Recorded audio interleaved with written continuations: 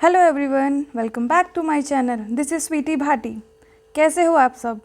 I hope आप सब लोग अच्छे होंगे और मन लगाकर अपनी पढ़ाई कर रहे होंगे। तो आज हम क्लास 9 साइंस का chapter number 2 is matter around us pure का पार्ट नंबर 2 पढ़ेंगे।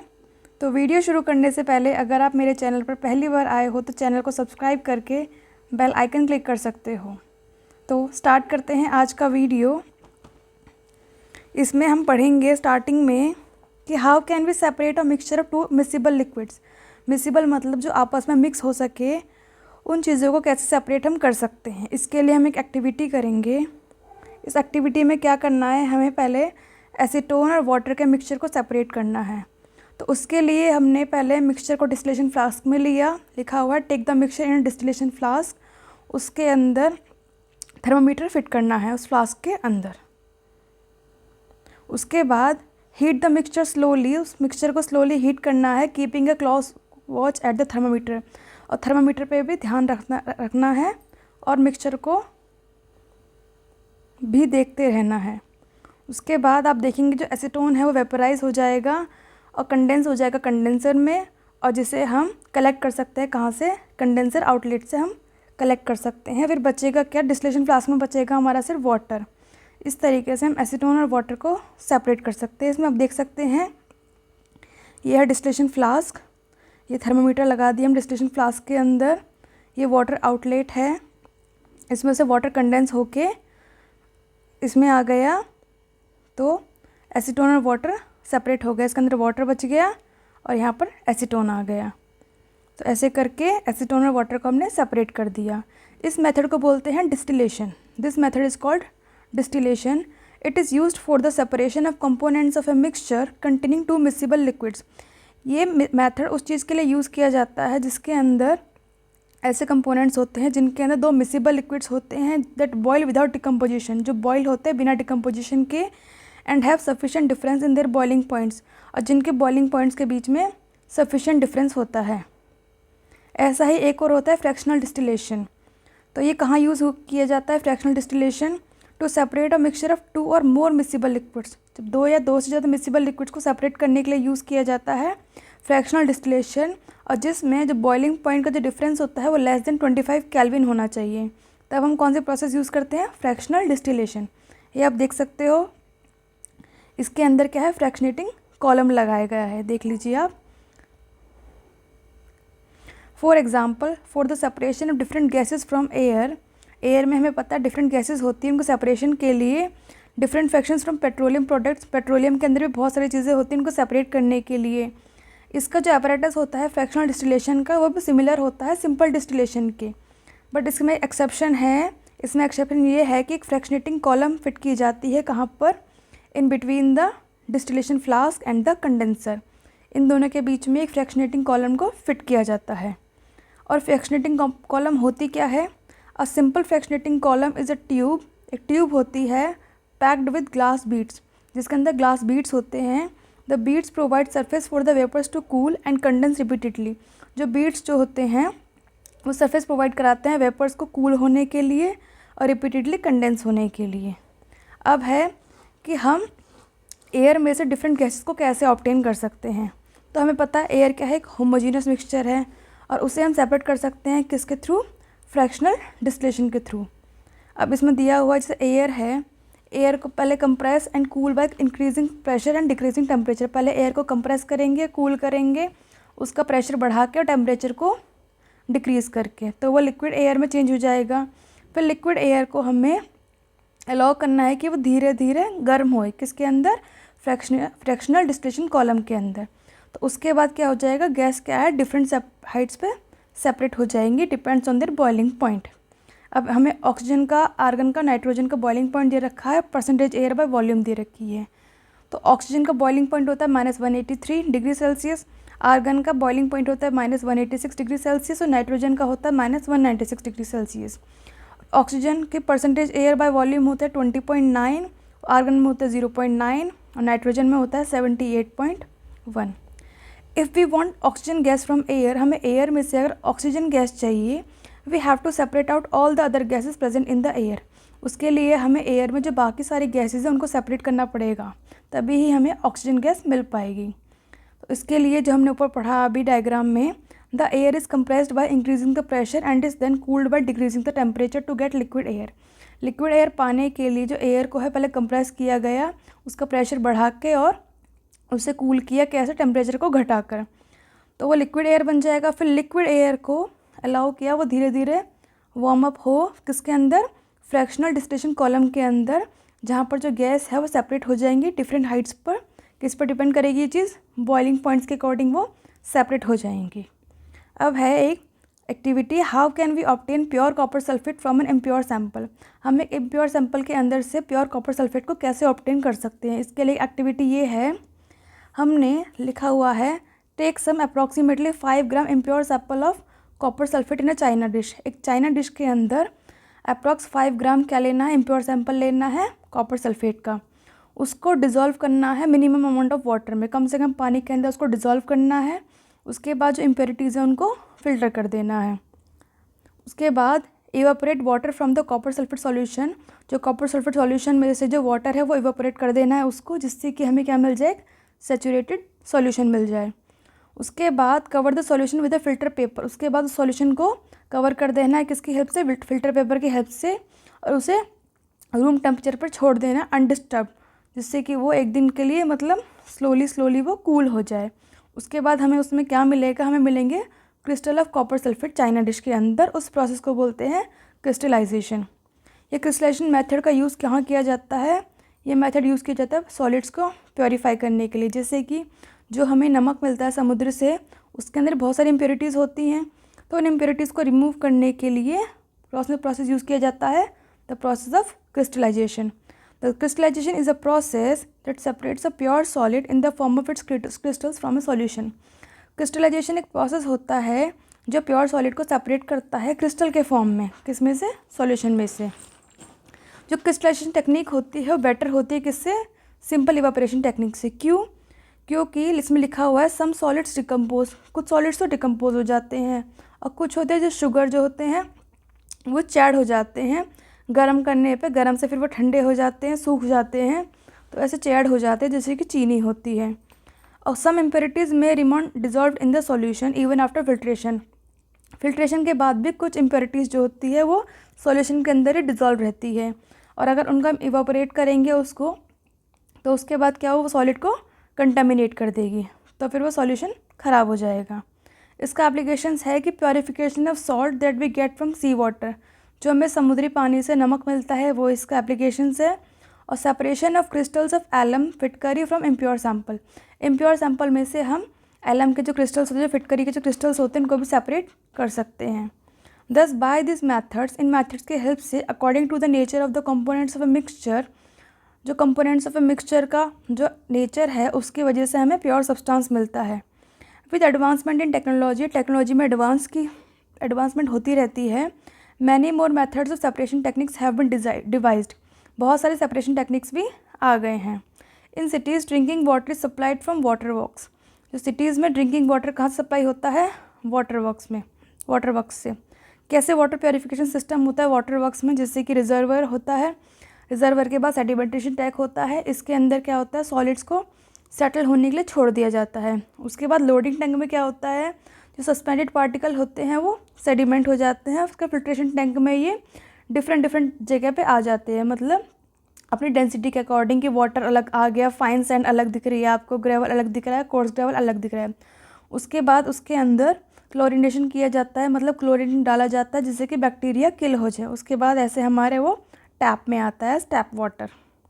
अब फिजिकल एंड केमिकल चेंजेस क्या होता है, the properties that can be observed and specified like colour, hardness, rigidity, fluidity, density, melting point, boiling point, ये सारे physical properties है। Physical properties जो हम देख सकते हैं, जैसे कलर हो गया, हार्डनेस हो गया, रिजिडिटी, उसकी fluidity, density, melting point, boiling point, ये सब फिजिकल प्रॉपर्टीज़ है।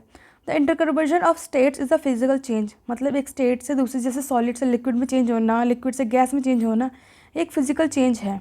बिकॉज दिस चेंजेस अकर, क्योंकि जो चेंजेस होते हैं उसके अंदर कंपोजिशन में कोई चेंज नहीं होता और ना ही केमिकल नेचर में भी चेंज होता है किसी भी सब्सटेंस के। Although eyes, water and water vapour all looks different, हमें देखो बर्फ़ हो गया, पानी हो गया और भाप हो गया, वो डिफरेंट दिखाई देते हैं और उनके फिजिकल प्रॉपर्टीज़ भी डिफरेंट होती हैं, लेकिन केमिकली तो वो सेम होते हैं, H2O ही होते हैं।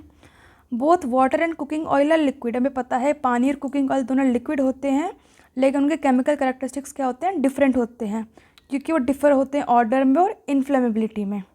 अब हमें पता है जो ऑयल है वो हवा में बर्न कर लेता है, लेकिन जो पानी है वो आग को बुझाता है। तो यही केमिकल प्रॉपर्टी है ऑयल की जो उसे पानी से डिफरेंट बनाती है। बर्निंग क्या है, मतलब जलना क्या है, केमिकल चेंज है। During this process one substance reacts with another, इस प्रोसेस के दौरान एक सब्सटेंस दूसरे सब्सटेंस से रिएक्ट करता है, जिससे कि उसकी केमिकल कंपोजिशन में चेंजेस आ जाते हैं। Chemical change bring changes in the chemical properties of matter, जो केमिकल चेंज होते हैं वो मैटर के केमिकल प्रॉपर्टीज़ के अंदर भी चेंजेस लाते हैं, जिससे हमें न्यू सब्सटेंस मिलता है। A chemical change is also called a chemical reaction, chemical change को केमिकल रिएक्शन भी बोलते हैं। During burning of a candle, जब कैंडल जलती है तो उसके अंदर फिजिकल चेंज और केमिकल चेंज दोनों तरीके के चेंज होते हैं। Type of pure substance, pure substance कितने टाइप के होते हैं। On the basis of their chemical composition, chemical composition के बेसिस पे सब्सटेंसेस कैन बी क्लासिफाइड इधर एज एलिमेंट्स और कंपाउंड्स, सब्सटेंस को क्लासीफाई किया जा सकता है एज एलिमेंट्स के रूप में और कंपाउंड्स के रूप में। अब एलिमेंट्स क्या होता है, रॉबर्ट बॉयल एक साइंटिस्ट थे, उन्होंने पहली बार एलिमेंट टर्म यूज़ किया था 1661 में। उसके बाद एक और साइंटिस्ट थे एंटोइन लॉरेंट लेवोजियर, जो 1743 से 94 के बीच में एक फ्रेंच केमिस्ट थे। उन्होंने क्या किया, was the first to establish an experimentally useful definition of an element, उन्होंने एक्सपेरिमेंटली डेफिनेशन दी थी एलिमेंट की। ही डिफाइंड एन एलिमेंट, उन्होंने एलिमेंट को डिफाइन किया as a basic form of matter, basic form of matter के रूप में उन्होंने एलिमेंट को डिफाइन किया। That can not be broken down into simpler substances by chemical reactions, जिसको सिंपलर सब्सटेंसेस में नहीं तोड़ सकते केमिकल रिएक्शंस के थ्रू। ऐसे इन्होंने लेवोजियर ने एलिमेंट को डिफाइन किया था। एलिमेंट्स को भी नॉर्मली डिवाइड किया गया है किसके अंदर, मेटल्स के अंदर, नॉन मेटल्स के अंदर और मेटलॉइड्स के अंदर। मेटल्स की कुछ प्रॉपर्टीज़ दी हुई हैं कि उनके अंदर लस्टर होता है, शाइन होती है। मेटल्स में सिल्वरी ग्रे या गोल्डन येलो कलर होता है। मेटल्स कंडक्ट करते हैं हीट और इलेक्ट्रिसिटी को। मेटल्स डक्टाइल होते हैं, इनको वायर्स में कन्वर्ट कर सकते हैं। मेटल्स मैलिएबल होते हैं, मैलिएबल मतलब उनको पतली शीट्स में भी, जैसे उनको हैमर करके मतलब हथौड़ा मार मार के पतली शीट में कन्वर्ट कर सकते हैं उनको। सोनोरस होते हैं, सोनोरस मतलब जब उनको हिट करते हैं तो वो एक रिंगिंग साउंड प्रोड्यूस करते हैं, इसका मतलब मेटल सोनोरस होते हैं। अब मेटल के एग्जांपल है गोल्ड हो गया, silver, copper, iron, sodium, potassium, ये सारे मेटल्स के एग्जांपल हैं। मर्करी एक एग्जांपल, एक्सेप्शन, मर्करी एक ओनली मेटल है जो कि लिक्विड होता है रूम टेम्परेचर पर। अब नॉन मेटल्स की कुछ प्रॉपर्टीज़ दी हुई हैं। नॉन मेटल्स में वैरायटी ऑफ कलर्स होते हैं, वो पुअर कंडक्टर होते हैं हीट और इलेक्ट्रिसिटी के। ना तो ये लस्टर्स होते हैं, मतलब शाइनी नहीं होते, ना तो इन्हें हिट करने पर आवाज़ आती, सोनोरस नहीं होते, ना ये मैलिएबल होते हैं। मैलिएबल मतलब इनको शीट्स में भी कन्वर्ट नहीं कर सकते। नॉन मेटल्स का एग्जांपल है hydrogen, oxygen, iodine, carbon, carbon में कोल और कोक, ब्रोमीन और क्लोरीन। कुछ एलिमेंट्स ऐसे होते हैं जिनकी प्रॉपर्टीज़ इंटरमीडिएट होती है, मतलब मेटल्स और नॉन मेटल जैसे होती है बीच की, उन्हें बोलते हैं मेटलॉइड, जैसे कि बोरोन, सिलिकॉन और germanium. The number of elements known at present, जो नंबर ऑफ़ एलिमेंट्स जो आज का मतलब पता है वो मोर देन 100 है, जिसमें से 92 एलिमेंट्स क्या है नेचुरली पाए गए थे और बाकी इंसानों ने बनाए थे, मैन मेड थे। जो मेजॉरिटी ऑफ द एलिमेंट्स है सॉलिड, जो ज़्यादातर एलिमेंट्स सॉलिड है। 11 एलिमेंट्स क्या है गैसियस स्टेट में है रूम टेम्परेचर पर। 2 एलिमेंट्स लिक्विड है रूम टेम्परेचर पर, कौन कौन से, मर्करी एंड ब्रोमीन। एलिमेंट्स जैसे कि गैलियम एंड सीजियम जो है लिक्विड होते हैं रूम टेम्परेचर पर, वो भी स्लाइटली अबव रूम टेम्परेचर, मतलब 303 केल्विन। कंपाउंड्स क्या होते हैं, कंपाउंड एक सब्सटेंस होता है जो बना होता है 2 और मोर एलिमेंट्स का, जो केमिकली कंबाइंड होता है एक दूसरे के साथ, वो भी फिक्स प्रोपोर्शन में, वो होता है कंपाउंड। अब जब हम 2 या 2 से ज़्यादा एलिमेंट्स को कंबाइन करते हैं तो हमें क्या मिलता है, इसके लिए एक्टिविटी दी हुई है। हमने क्लास को 2 ग्रुप में डिवाइड कर दिया, उनको 5 ग्राम आयरन फिलिंग्स दी और 3 ग्राम सल्फ़र पाउडर दिया चाइना डिश के अंदर, दोनों ग्रुप्स को। ग्रुप फर्स्ट को क्या कहा कि मिक्स करो और क्रश करो आयरन फिलिंग्स और सल्फ़र पाउडर को, और ग्रुप सेकंड को भी सेम चीज़ बोला कि मिक्स करो क्रश करो आयरन फिलिंग्स और सल्फ़र पाउडर को। उसके बाद ग्रुप सेकंड से बोला कि उस मिक्सचर को हीट करो तब तक कि जब तक कि रेड हॉट ना हो जाए। उसके बाद उसे फ्लेम से हटा के उस मिक्सचर को ठंडा होने के लिए छोड़ दिया। फिर ग्रुप फर्स्ट और ग्रुप सेकंड से बोला कि जो मटेरियल हमें मिला है उसमें मैग्नेटिज्म चेक करो, मैग्नेटिज्म चेक करो कि मैग्नेट वाली प्रॉपर्टी आई है या नहीं आई। उसके लिए मटेरियल के पास एक मैग्नेट को लेके आए और फिर चेक किया कि जो मटेरियल है वो अट्रैक्ट हो रहा है या नहीं हो रहा है मैग्नेट की तरफ। उसके बाद जो हमें मटेरियल मिला उसका टेक्सचर और कलर को हमने कंपेयर किया। उसके एक पार्ट जो मटेरियल हमें मिला था उसके एक पार्ट में हमने कार्बन डाइसल्फाइड ऐड कर दिया, उसको हिलाया मतलब घुमाया उसके अंदर और फिल्टर किया। उसके बाद जो दूसरा पार्ट था, मतलब एक पार्ट में तो कार्बन डाइसल्फाइड को ऐड कर दिया था और दूसरे पार्ट में dilute sulphuric acid, dilute hydrochloric acid डाला जो मटेरियल मिला था।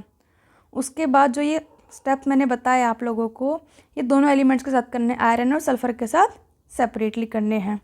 फिर हमें इसे रिज़ल्ट ये मिला, जो ग्रुप फर्स्ट से जो गैस हमें मिली वो हाइड्रोजन थी। जो हाइड्रोजन गैस कलरलेस मिली थी, ऑर्डरलेस और कंबस्टिबल होती है।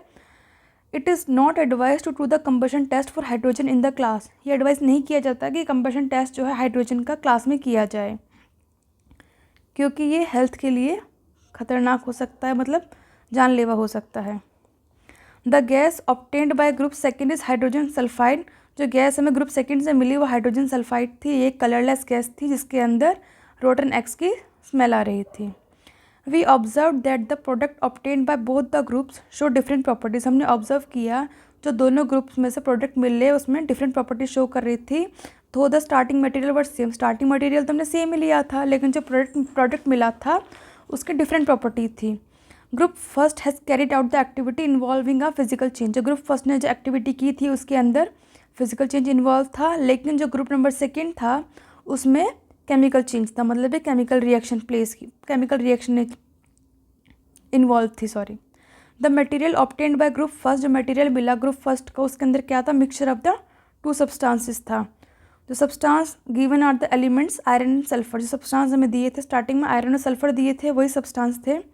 The properties of the mixture are the same as that of it constituents. जो प्रॉपर्टीज़ थी मिक्सचर की वो सेम थी जैसे उसके कॉन्स्टिट्यूएंट्स थे वैसे ही।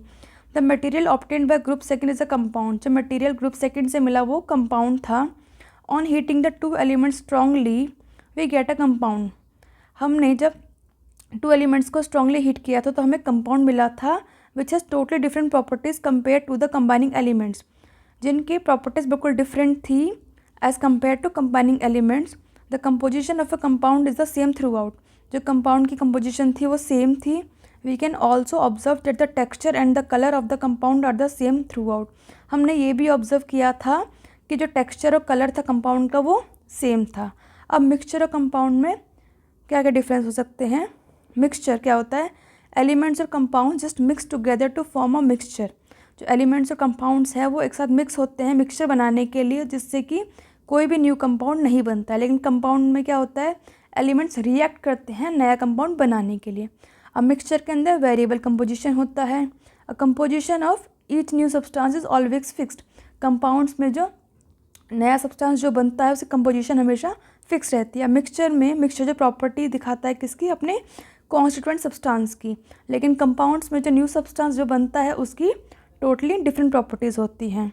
मिक्सचर के जो कॉन्स्टिट्यूएंट्स हैं उनको सेपरेट कर सकते हैं ईजिली बाय फिजिकल मैथड्स, लेकिन जो कंपाउंड्स हैं उनको हम केमिकल मैथड्स के थ्रू और इलेक्ट्रोकेमिकल रिएक्शंस के थ्रू ही उनके कॉन्स्टिट्यूएंट्स को हम सेपरेट कर सकते हैं। अभी टेबल दी गई है। मैटर हमें पता है 3 टाइप का है, सॉलिड, लिक्विड और गैस, जिसमें प्योर सब्सटेंस है, और एक मिक्सचर है जिसकी कोई भी फिक्स्ड कंपोजिशन नहीं होती है।